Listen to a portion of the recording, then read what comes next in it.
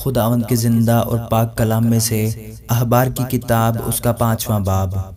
और अगर कोई इस तरह ख़ता करे कि वो गवाह हो और उसे कसम दी जाए कि आया उसने कुछ देखा या उसे कुछ मालूम है और वो ना बताए तो उसका गुनाह उसी के सर लगेगा।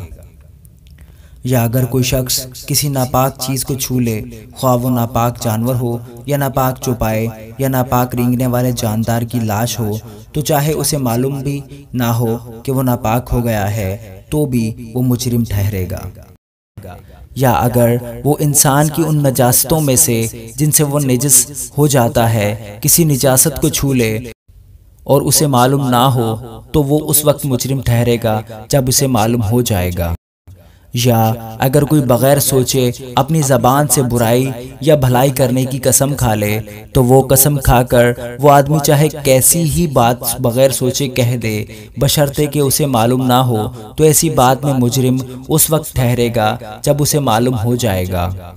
और जब वो इन बातों में से किसी में मुजरिम हो, तो जिस अमर में उससे खता हुई है वो उसका इकरार करे और खुदावंद के हुजूर अपने जुर्म की कुर्बानी लाए, यानी जो ख़ता उससे हुई है उसके लिए रेवड़ में से एक मादा यानी एक भेड़ या बकरी ख़ता की कुर्बानी के तौर पर गुजराने और काहिन उसकी ख़ता का कफ़ारा दे।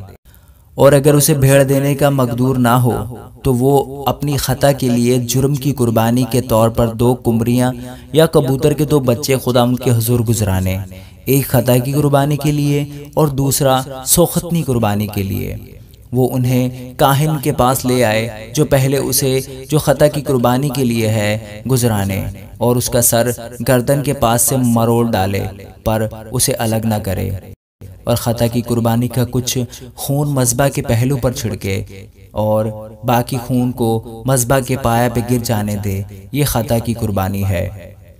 और दूसरे परिंदे को हुक्म के मुआफिक सोखतनी कुर्बानी के तौर पर चढ़ाए, जो काहिन उसकी ख़ता का जो उसने की है कफ़ारा दे तो उसे माफ़ी मिलेगी।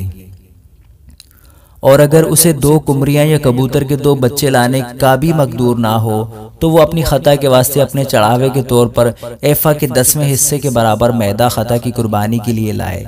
उस पर ना तो वो तेल डाले ना लुबान रखे, क्योंकि ये ख़ता की कुर्बानी है। वो उसे काहिन के पास लाए और काहिन उसमें से अपनी मुट्ठी भरकर उसकी यादगारी का हिस्सा मज़बा पर खुदावंद की आतशीन कुर्बानी के ऊपर जलाए। ये ख़ता की कुर्बानी है।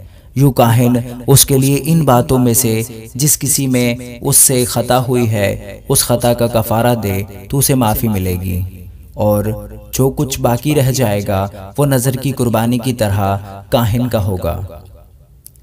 और खुदावंद ने मूसा से कहा कि अगर खुदावंद की पाक चीज़ों में से किसी से तकसीर हो और वो नादानिस्ता ख़ता करे, तो वो अपने जुर्म की कुर्बानी के तौर पर रेवड़ में से बेऐब मेंढा खुदावंद के हुजूर चढ़ाए।